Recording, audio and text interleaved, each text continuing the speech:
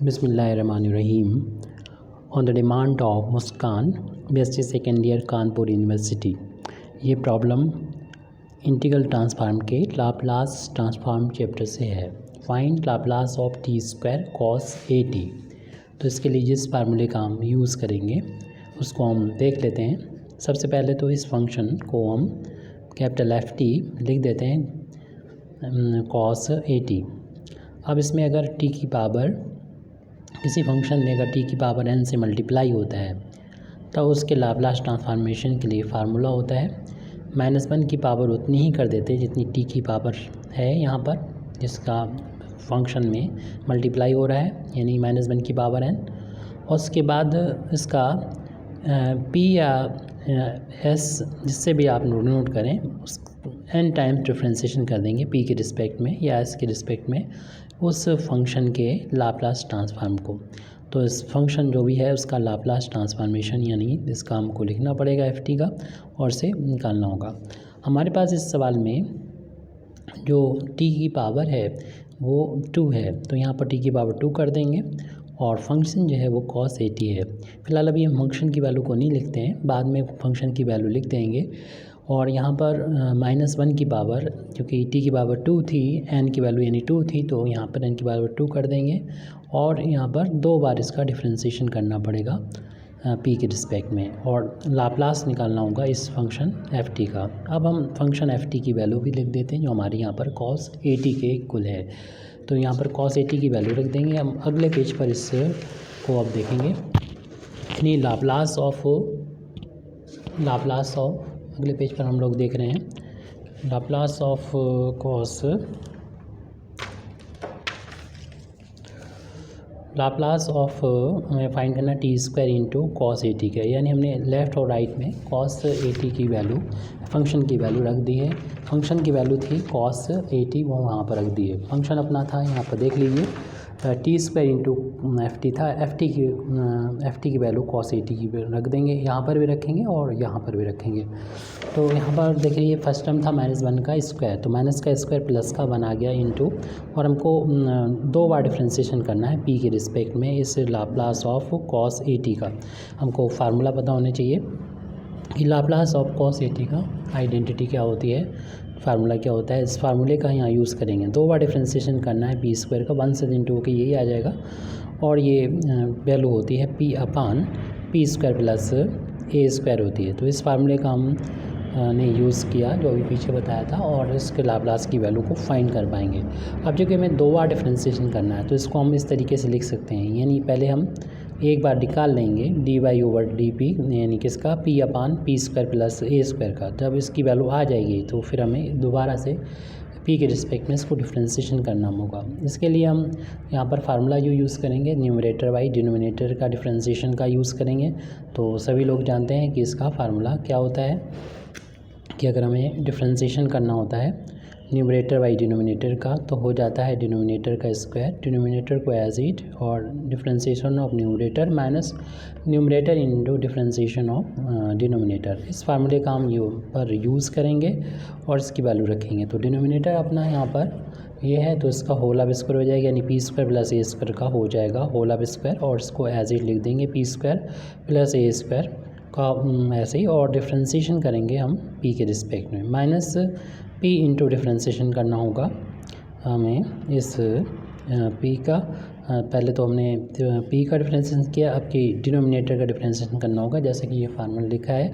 यानी P square plus A square. अब इसको सॉल्व कर लेंगे, जब सॉल्व हो जाएगा तो फिर हम इसको दोबारा से डिफ्रेंशिएशन करेंगे। तो डी ओवर डी पी बाहर लिखा उसे लिख देते हैं और p का p के रिस्पेक्ट में डिफ्रेंशिएशन 1 हो जाएगा, तो ये वैल्यू हो जाएगी P square plus A square into 1 minus p into इसको डिफ्रेंशिएशन करेंगे तो p स्क्वायर का डिफ्रेंशिएशन 2p और कांस्टेंट का डिफ्रेंशिएशन 0, और अपान में ये होल ऑफ स्क्वायर है p square plus A square का होल ऑफ स्क्वायर, यानी ये यहाँ पर लिख दीजिए p square plus A square का होल ऑफ स्क्वायर। अब हमारे पास जो बचा है उसको हम यहाँ पर नोट कर लेते हैं, यानी D over D P bracket open करेंगे हम यहाँ पर, इस ब्रैकेट को हटाएंगे, यानी 1 का इसमें इंटू करेंगे, यही आ जाएगा P square plus A square और -2 इंटू 2 ये हो जाएगा 2 P square. Upon P square plus A square का हो जाएगा होल ऑफ स्क्वायर, और इस तरीके से ये वैल्यू आ जाएगी डी ओवर डी पी, और इनका जो डिफरेंस है वो 1 टाइम्स होगा, यानी ए स्क्वायर माइनस का हो जाएगा पी स्क्वायर, अपान में P square plus A square का हो जाएगा होल ऑफ स्क्वायर। अब इसका दोबारा से हमें पी के रिस्पेक्ट में डिफ्रेंसिएशन करना है। तो जैसे कि हम लोग फार्मूला ऊपर लिख चुके हैं, न्यूमरेटर बाई डिनोमिनेटर का डिफ्रेंसिएशन कैसे किया जाता है, इसी फार्मूले का यूज़ करते हुए इसको डिफ्रेंशिएट करेंगे। यानी ये हो जाएगा डिनोमिनेटर का होल ऑफ स्क्वायर, डिनोमिनेटर है P square plus A square का स्क्वायर तो था ही, ये इस जो भी है ये लिखा है इसका स्क्वायर हो जाएगा, इसका कर दीजिए होल ऑफ स्क्वायर डिनोमिनेटर का, और इस डिनोमिनेटर को एज इट लिख दें जैसा कि लिखा है, और फिर न्यूमरेटर का डिफ्रेंसिएशन हमें पी के रिस्पेक्ट में करना होगा, यानी ए स्क्वायर माइनस पी स्क्वायर का डिफ्रेंसिएशन करना होगा। फिर माइनस का साइन होता है और न्यूमरेटर को एज इट लिख देते हैं और डिफ्रेंसिएशन करते हैं डिनोमिनेटर का। डिनोमिनेटर यहाँ पर P square plus A square का होल ऑफ स्क्वायर है, जिसको हमें डिफ्रेंशिएट करना होगा। तो यहाँ पर डिफ्रेंशिएट करेंगे हम लोग, सॉल्व करेंगे इसकी वैल्यू को, यानी ये वैल्यू चल रही है Laplace of T square into cos A T के इक्वल चल रही है। तो यहाँ पर ये वैल्यू हो जाएगी P square plus A square का होल ऑफ स्क्वायर, और जब हम ए स्क्वायर का डिफ्रेंसिएशन करेंगे तो ये वैल्यू 0 हो जाएगी कांस्टेंट का डिफ्रेंसिएशन, और पी स्क्वायर का डिफ्रेंसिएशन 2p हो जाएगा, माइनस ए स्क्वायर माइनस पी स्क्वायर, और इसका जब डिफ्रेंसिएशन करेंगे तो पावर आगे आ जाएगी,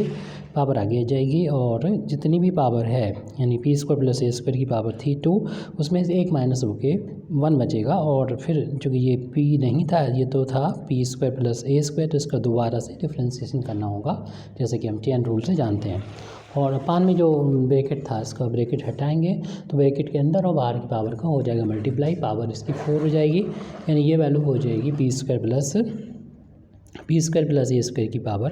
4 हो जाएगी। अब हम यहाँ पर पहले डिफ्रेंशिएशन करेंगे इसका यहाँ पर, उसके बाद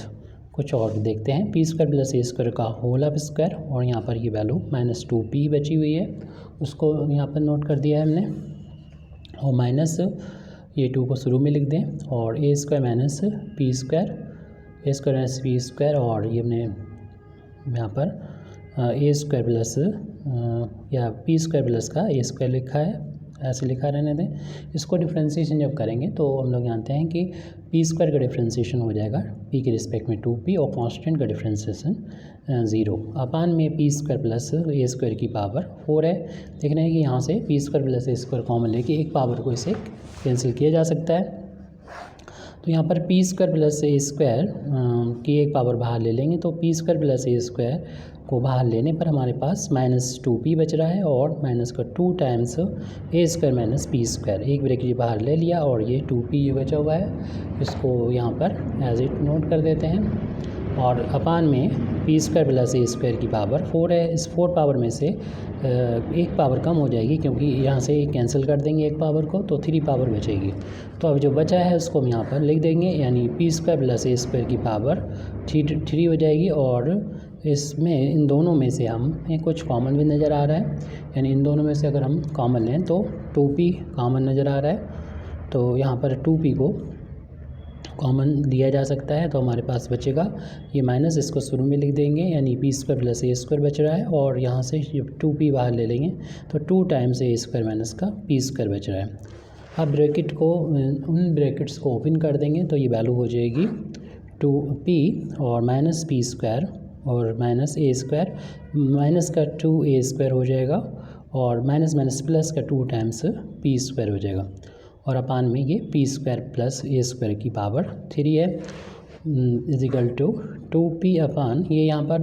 2p स्क्वायर में से एक पी स्क्वायर माइनस हो जाएगा, तो 1 टाइम्स पी स्क्वायर बचेगा, ये दोनों ही माइनस के दोनों ऐड हो जाएंगे, 3 टाइम्स हो जाएंगे, लेकिन साइन माइनस का रहेगा, 3 टाइम्स ए स्क्वायर,